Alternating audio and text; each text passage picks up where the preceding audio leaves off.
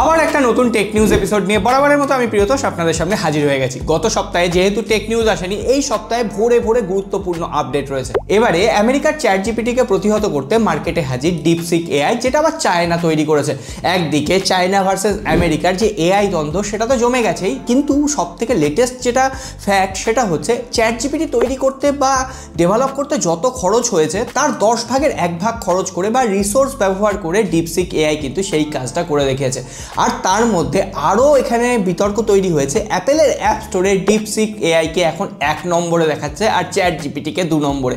আপনারা chat GPT কে personally প্রত্যেক দিন ডেইলি লাইফে ইউজ করেন অবশ্যই কমেন্ট বক্সে লিখে জানাবেন। আমি 2-3টে এআই অ্যাপ্লিকেশন ইউজ করি, চ্যাট জিপিটি, কোপাইলট আর হোয়াটসঅ্যাপের যে এখন রিসেন্টলি মেটা এআই এসেছে সেটাও আমি কিছু কিছু ক্ষেত্রে ব্যবহার করে থাকি। যাই হোক, ডিপসিক এআই এখন দেখা যাক চ্যাট জিপিটিকে ছাড়িয়ে চলে যেতে পারে কিনা, অবশ্যই ভিডিও আসবে। আর এই ধরনের গুরুত্বপূর্ণ আপডেট জানার জন্য অবশ্যই লাইক করে রাখবেন আর আপনার প্রকৃত টেক লাভার বন্ধুদের সাথে অবশ্যই ভিডিওগুলো শেয়ার করবেন যাতে কোনো আপডেট মিস না হয়ে যায়। তাহলে চলুন পরবর্তী আপডেটগুলো দেখে। ডিপসিক বা এআই টেকনোলজিকে দিয়ে যখন আজকের খবর শুরুই করেছি তখন আরও 2-1টা ইন ডিটেলস খবর আপনাদের দিয়ে দিই। আমেরিকাতে বা মার্কিন মুলুকে এটা নিয়ে কিন্তু একটা হইচই পড়ে গেছে কিনা চ্যাট জিপিটিকে প্রতিহত করার জন্য ডিপসিক এসছে। আর অলরেডি ডোনাল্ড ট্রাম্প বলেছেন মার্কিন মুলুকে যত টেক ফার্ম রয়েছে তাদের কিন্তু এখনই সব থেকে সেরা সময় জেগে ওঠার, মানে একটু পিছিয়ে যাচ্ছে তাদের অনুপ্রাণিত করার চেষ্টা করছেন। অর্থাৎ আমেরিকাও কিন্তু চায়নার এই এআই জেনারেশনের যে আপডেট তাতে একটু হলেও ভয় পেয়ে গেছে। এর পাশাপাশি চায়না আজকেও একটা মারাত্মক কাণ্ড ঘটিয়ে দিয়েছে। এআই জেনারেশনের ব্যাপারে তারা তো এগোচ্ছেই, তার সঙ্গে সঙ্গে আজকে তারা এমন একটা ড্যান্স প্রতিযোগিতার আয়োজন করেছিল যেখানে দেখা যাচ্ছে বেশ কিছু রোবট একসাথে একই ছন্দে নাচতে আরম্ভ করেছে। তো সেক্ষেত্রে এটা স্পষ্টতই বোঝা যাচ্ছে আমেরিকাকে টেক্কা নেওয়ার জন্য এবার কিন্তু চীনও আস্তে আস্তে টেকনোলজি, আর্টিফিশিয়াল ইন্টেলিজেন্সের ব্যাপারে আরও বেশি রিসার্চ করছে, হার্ড ওয়ার্ক করছে। দেখা যাক 2025 সালে শেষ হাসিটা কে আসে, আমেরিকা নাকি চীন? আপনারা কার দলে অবশ্যই জানাবেন। এরপর তাহলে সরাসরি আমরা অ্যাপেলের খবরে ঢুকে যাব। এর আগেও আমি বারবার বলেছি অ্যাপেলের ডিভাইস যারা আজকের দিনে দাঁড়িয়েও ভাবছেন যে সিকিউর, তাদের থেকে বড় ভুল আর কেউ করছেন। আজকে আর্স টেকনিকার একটা রিসেন্ট রিপোর্ট থেকে দেখা যাচ্ছে অ্যাপেলের যত রকম ডিভাইস হয় সেই ডিভাইসগুলোতে বছর 2 আগে থেকে বেশ কিছু ভালনারেবিলিটি ইস্যু রয়েছে, যেগুলোর ফলে আপনার ডিভাইসের সিকিউরিটি নষ্ট হচ্ছে। যে কোনো হ্যাকার, মানে একটু বুদ্ধিমান হলেই হবে, তারা আপনার আইফোন বা অ্যাপেলের ডিভাইস, ম্যাকবুক এগুলো থেকে ডেটা নিয়ে নিতে পারে। যাই হোক, তারা অলরেডি অফিসিয়ালি অ্যাপেলকে এটা ইনফর্ম করেছে। অ্যাপেল অফিসিয়ালি এখনো কোনো স্টেটমেন্ট দেয়নি, হয়তো খুব তাড়াতাড়ি ঠিক হয়ে যাবে। আর আরও একবার বলে দিই, যারা গুগল ক্রোম ইউজ করছেন অবশ্যই গুগল ক্রোম আপডেট করে নেবেন, কারণ গুগল ক্রোমেও একটা ভালনারেবিলিটি ইস্যু দেখা গেছে। সিইআরটির পক্ষ থেকে অলরেডি গতকাল একটা অ্যালার্ট জারি করা হয়েছিল। সো সবসময় অ্যাপ্লিকেশনগুলোকে একটু আপডেট রাখার চেষ্টা করবেন। এরপরও অ্যাপেলের ইউজারদের জন্য একটা ভালো খবর রয়েছে। অ্যাপেল অলরেডি এলন মাস্কের এই দুটো সংস্থার সঙ্গে একটা চুক্তি স্বাক্ষর করে নিয়েছে। আমেরিকায় অর্থাৎ মার্কিন মুলুকে স্যাটেলাইট থ্রু ইন্টারনেট যে পরিষেবা সেটা খুব তাড়াতাড়ি টেস্টিং পর্যায়ে কিন্তু অ্যাপেলের ডিভাইসে শুরু হয়ে যাবে।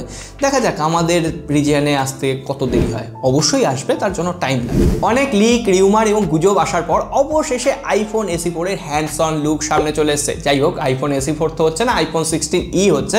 আর বাদ বাকি সমস্ত স্পেসিফিকেশন কিন্তু একই রয়েছে, কিন্তু এটা নিয়ে আবার টালভানা শুরু হয়েছে এখানে ড্রপ নচ ডিসপ্লে থাকবে নাকি অ্যাপেলের ডাইনামিক আইল্যান্ড। যদিও সেটাই নচ ডিসপ্লে হওয়ার সম্ভাবনাই সব থেকে বেশি, আর সেটা মার্চ মাসে লঞ্চ করছে একদম শিওর। যখন লাইভ ইমেজ সামনে চলে এসেছে তখন এটা লঞ্চ হচ্ছে, এটা নিয়ে কোনো রকম দ্বন্দ্ব নেই। নাথিং এর পরবর্তী জেনারেশনের নাথিং ফোন 3a অবশেষে 4 তারিখ লঞ্চ করতে চলেছে 4 ফেব্রুয়ারি। অলরেডি সমস্ত স্পেসিফিকেশন সামনে চলে এসেছে। 6.8 ইঞ্চির 120 হার্জের একটা ফুল HD+ অ্যামোলেড ডিসপ্লে থাকবে। হ্যাঁ, এবার যে ক্যামেরা হাউজিংটা রয়েছে না, সেই ক্যামেরা হাউজিংয়ে গ্লিপ লাইট থাকতে পারে। তার পাশাপাশি Qualcomm Snapdragon 7s Gen 3 chipset থাকছে। 7s Gen 3 যেটা মিড বাজেটে বেশ ভালো প্রসেসর, কিন্তু এই 7+ Gen 3 যদি হতো না, সেটা কিন্তু মিড বাজেটে সব থেকে সেরা প্রসেসর, যেটা কোয়ালকম স্ন্যাপড্রাগন 8 জেনারেশন 1 এর থেকেও বেটার পারফর্ম করছে, সেটা মাল্টি কোর বেঞ্চ হোক, সিঙ্গেল কোর বেঞ্চ হোক। যাই হোক, এই চিপসেটটাও খুবই ভালো এবং 50 মেগাপিক্সেলের ট্রিপল রেয়ার ক্যামেরা থাকছে, 32 মেগাপিক্সেলের ফ্রন্ট ক্যামেরা, 5000 মিলিঅ্যাম্পিয়ারের ব্যাটারি, 45 ওয়াটের চার্জার। ওভারঅল সমস্ত কিছু দিয়ে 25,000 রুপির আশেপাশে স্মার্টফোনটা লঞ্চ করবে বাংলাদেশে 32 থেকে 33,000 টাকা। অবশেষে ফেব্রুয়ারি মাসে আরও একটা জনপ্রিয় স্মার্টফোন লঞ্চ করতে চলেছে ভিভো V50। না, ভিভো V50 প্রো কিন্তু ফেব্রুয়ারিতে লঞ্চ করছে না, সেটা পরবর্তীতে ইন্ডিয়ান মার্কেটে আসবে। প্রথমে লঞ্চ করবে ভিভো V50, যেখানে কোয়ালকম স্ন্যাপড্রাগন 7 জেনারেশন 3 চিপসেট রয়েছে, 6000 মিলিঅ্যাম্পিয়ারের ব্যাটারি আর 80 ওয়াটের সম্ভবত ফাস্ট চার্জার থাকছে। ব্যাক প্যানেলটা কেমন দেখতে দেখতে হবে। তার লুক সামনে এসছে, ওভারঅল কার্ভ ডিসপ্লে থাকবে, 120 হার্টজের রিফ্রেশ রেট, আর এটা ভিভো V40 সিরিজের মতো দেখতে হচ্ছে, এবং পেছনে ওই যে ফ্ল্যাশ লাইটটা যেটা থাকে সেটাকেও কাস্টমাইজ করার অপশন থাকবে। সো দেখা যাক, রিভিউ অবশ্যই আনার চেষ্টা করব। এবার সরাসরি আমরা স্যামসাং এর খবরে চলে আসি। প্রথমেই বলি, ইউএসএ তে স্যামসাং এর এগেনস্টে একটা পিটিশন ফাইল হয়েছে কিনা স্যামসাং যে S Penটা S25 আলট্রাতে দিয়েছে সেটাতে কোনো রকম ব্লুটুথ সাপোর্ট নেই, অর্থাৎ দূর থেকে ওটা দিয়ে ক্যামেরাকে মানে কন্ট্রোল করা যাবে না। আমরা S24 আলট্রাতে যেমন পেনটা দিয়ে ক্যামেরাকে কন্ট্রোল করতে পারছিলাম না, সেইটা কিন্তু আর করা যাবে না। আর বাদ বাকি সমস্ত ফিচারই দেওয়া হয়েছে। অবশেষে স্যামসাং ইউজাররা স্যামসাংকে একটা পিটিশন ফাইল করেছে কেন এই ফিচারটা নেই। সেখানে বেশ কিছু মানে জনরোষ দেখা গেছে, কিন্তু স্যামসাং অফিসিয়ালি বলেছে এই যে ফিচারটা সেটা 1% মানুষও নাকি ইউজ করতো না, তাই জন্য স্যামসাং সেটাকে রিমুভ করে দিয়েছে। কিন্তু ব্যক্তিগত লাইফে আমি কিন্তু ওটাকে অনেক সময় ইউজ করতাম ক্যামেরা ব্যবহার করার জন্য, ভিডিওগ্রাফি, রিমোট কন্ট্রোল হিসেবে, এটাকে যথেষ্ট কাজ আছে। যাই হোক, স্যামসাং এবার S25 ফোনটার কিন্তু একটা লোয়ার ভ্যারিয়েন্টও লঞ্চ করছে, 8GB র্যাম এবং 128GB ইন্টারনাল মেমোরি। আমার ব্যক্তিগত মত, যদি দামি স্মার্টফোন কিনতে হয় তাহলে অবশ্যই 12GB আর 256GB ইন্টারনাল মেমোরি নেওয়া উচিত, তার থেকে নিচে যাওয়া উচিত নয়। আর আমরা যেহেতু কোয়ালকম স্ন্যাপড্রাগনের প্রসেসর পেয়েছি S25 সিরিজে, আমি ভাবছিলাম এটাই হবে। স্যামসাংয়ের যে ফোল্ড সিরিজ আসবে, ফোল্ড 7 আর ফ্লিপ 7, এই দুটোতেই আমরা এক্সিনোসের 2500 প্রসেসর পাবো। ওভারঅল জেনারেশন যে এআই সিস্টেমগুলো থাকবে, ফিচারগুলো থাকবে, সেগুলো একই থাকছে। তবে কবে লঞ্চ হচ্ছে, ওই সেপ্টেম্বর অক্টোবর মাস নাগাদ কিন্তু ফ্লিপ 7 এবং ফোল্ড 7 স্যামসাংয়ের পক্ষ থেকে লঞ্চ করবে। আর সব থেকে মারাত্মক খবর, স্যামসাং কিন্তু budget oriented allrounder smartphone launch করছিল না, অবশেষে তারা এক ধাপে 4টে স্মার্টফোন লঞ্চ করতে চলেছে। Samsung Galaxy F06, A06 R Samsung Galaxy F16, M16।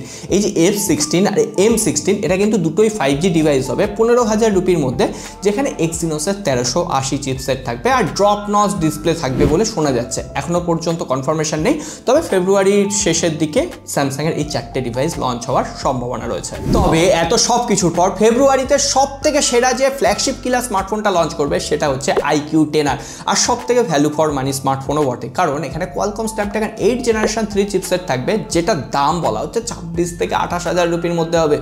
O my God, sorry, Qualcomm Snapdragon 8s Gen 3, 8 Gen 3 আর 8s Gen 3 বেশ কিছুটা তফাৎ হয়েছে, কিন্তু 8s Gen 3ও যথেষ্ট পাওয়ারফুল চিপসেট। তার পাশাপাশি এখানে 6.67 ইঞ্চির একটা ফুল HD+ অ্যামোলেড ডিসপ্লে থাকছে, একদম ফ্ল্যাট ডিসপ্লে, 6400 mAh এর ব্যাটারি, এছাড়াও 100 ওয়াটের ফাস্ট চার্জার, UFS 4.0, মানে পারফরমেন্সের জন্য আর কোনো দিকে তাকানোর দরকার পড়বে না।